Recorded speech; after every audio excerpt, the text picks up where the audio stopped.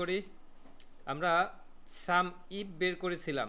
এখানে এটা হচ্ছে এভাবে বের করেছিলাম যে প্রথমে শুধুমাত্র একটা কন্ডিশন ছিল যে এই তালিকার মধ্যে কোনো এক নির্দিষ্ট ব্যক্তির সেল কত, আমরা সেটা বের করেছি শুধুমাত্র সাম ইফ দিয়ে।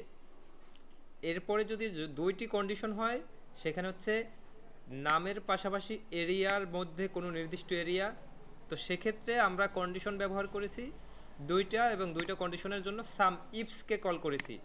দুটোই প্রায় সেম একই, শুধুমাত্র সিনটেক্সটা একটু আলাদা। সিনটেক্স বলতে আমরা একটু বুঝি যে সাম ইফ লিখলাম, ব্র্যাকেট ওপেন দিলাম, ব্র্যাকেট ওপেন দেওয়ার সাথে সাথে এখানে সিনটেক্সটা দেখা যাচ্ছে।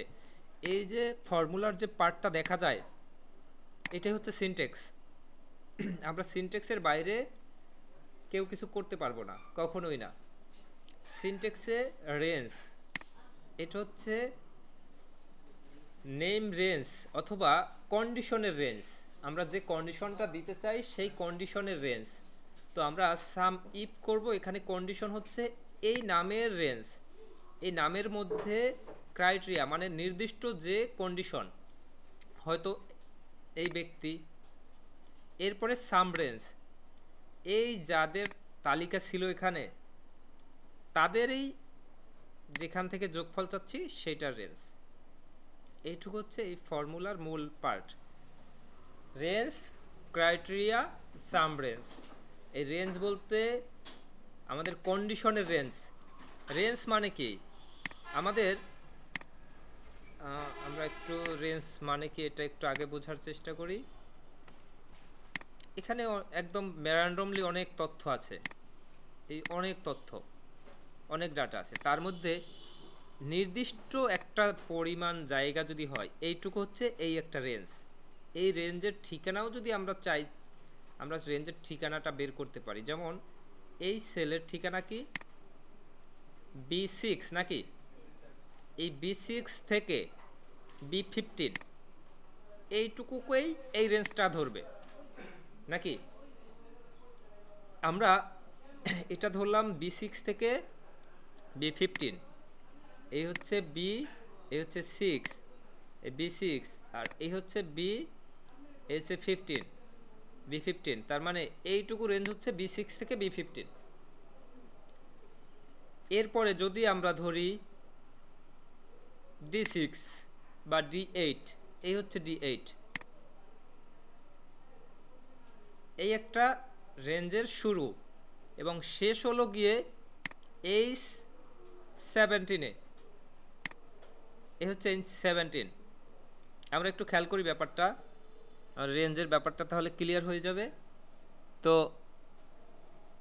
শুরু এখানে, রেঞ্জের শুরু এটা, শেষ এইটা, তাই না। এখানে রেঞ্জ হবে কোনটুকু, এখানে রেঞ্জ হবে এইটুকু, বুঝতে পারছি।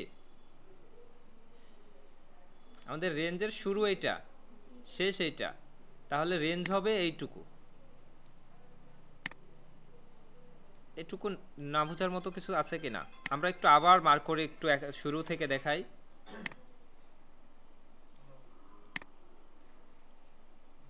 রেঞ্জ বলতে এই নির্দিষ্ট একটা রেঞ্জ, এটাও হতে পারে রেঞ্জ, এটাও হতে পারে রেঞ্জ, এমনকি এটুকু হতে পারে রেঞ্জ। যেটাই রেঞ্জ হোক, রেঞ্জের একটা অ্যাড্রেস আছে। তা আমরা এই প্রথমটার ক্ষেত্রে অ্যাড্রেসটা কি ধরবো, এই প্রথমটার ক্ষেত্রে প্রথমটার ক্ষেত্রে অ্যাড্রেস ধরবো B6 ক্লোন B17, এ হচ্ছে এটার রেঞ্জ। দ্বিতীয় রেঞ্জটা একটু বড় রেঞ্জ, এক্ষেত্রেও ওই চারটা মানে কলাম এবং রোয়ের সমষ্টি, একটা সেল এবং অন্য সেল, এইটাই হবে এখানেও অ্যাড্রেস। এটা ছোট্ট একটা পরিসর, মানে ছোট্ট পরিসর বলতে শুধুমাত্র একটা কলামের মধ্যে এইটুকু নাকি, এটুকুর মধ্যে যে অ্যাড্রেসটা যেভাবে দেখা যাবে রেঞ্জ হিসাবে, এটুকুর মধ্যেও অ্যাড্রেসটা সেরকমই দেখা যাবে, কিন্তু এক্ষেত্রে দেখা যাবে D6 থেকে H17, ক্লিয়ার কিনা? আমরা এবার রেঞ্জ সিলেক্ট করব, আমরা একটু রেঞ্জ সিলেক্ট করব, যেমন সাম ইফকেই কল করি, ব্র্যাকেট ওপেন, রেঞ্জ। এই রেঞ্জটা এইটুকু সিলেক্ট করলে দেখেন কি লেখা উঠে এখানে, B6 ক্লোন B18 অথবা B6 ক্লোন B70, আমি যেটুকু মার্ক করেছিলাম। এই হচ্ছে এইটুকুর অ্যাড্রেস, এই রেঞ্জ। আমি যদি এইটুকু বাদ দেই, আমি যদি এইটুকু নেই, সেক্ষেত্রে দেখেন রেঞ্জটা কেমন ওঠে, D6 থেকে H70, এই যেভাবে আমি মার্ক করে একটু আগে দেখিয়েছি। আমি যদি এইটুকু রেঞ্জ নেই, তাহলে কিন্তু রেঞ্জটা এরকম উঠে। এটা হচ্ছে একটা রেঞ্জ, একটা এরিয়া, একটা তালিকা, যেটা আমরা বুঝি। এটা হচ্ছে একটা রেঞ্জ। তা আমাদের শুরুর ক্ষেত্রে প্রথমটাই আছে রেঞ্জ। এই রেঞ্জটা হচ্ছে নামের রেঞ্জ বা কন্ডিশনের রেঞ্জ। তো প্রথম কন্ডিশন হচ্ছে আমার এইটা। কন্ডিশন সম্পূর্ণ সিলেক্ট করতে পারি, চাইলে অল্প থেকেও দেখতে পারি। সম্পূর্ণ সিলেক্ট করার জন্য আমরা যে কোনো একটা সিলেক্ট করে control shift down arrow button click করলাম, নিচ পর্যন্ত সিলেক্ট হয়ে গেল। কন্ট্রোল ব্যাক স্পেস ক্লিক করলাম, আবার এখানেই চলে আসলো। এই যে অ্যাড্রেসটা, এই অ্যাড্রেসটা দ্বারা বোঝায় কি, B6 থেকে B428 পর্যন্ত একটা রেঞ্জ, নাকি? এটাই একটা রেঞ্জ। রেঞ্জ আমার সিলেক্ট করা শেষ। এরপরে ক্রাইটেরিয়া। এই ক্রাইটেরিয়াটা আমরা লিখেও দিতে পারি।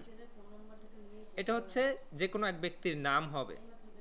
তো যে নামটা হবে সেটা যদি আমরা লিখে দেই, ধরি আমরা তৃপ্তি নামটা লিখে দিলাম। শুধুমাত্র লিখে দিলেই আমাদের এখানে কাজ শেষ না। আমাদের এখানে ইনভার্টেড কমা অথবা যেটাকে বলা হয় উদ্ধরণ চিহ্ন, এটা আমরা দিতে হবে। আমরা না দিলে এটাকে সে টেক্সট হিসেবে ধরবে না। এরপরে কমা সাম রেঞ্জ। এই যে কন্ডিশনগুলো চাচ্ছি, এই কন্ডিশনের মধ্যে যে কোনো একটা ব্যক্তিকে চাচ্ছি, তার যোগফলের তালিকা তো এখানেই আছে। এখান থেকে সম্পূর্ণটা সিলেক্ট করে দিলে তার তালিকাটাও সিলেক্ট করে দেওয়া হলো এবং ব্র্যাকেট ক্লোজ, এন্টার।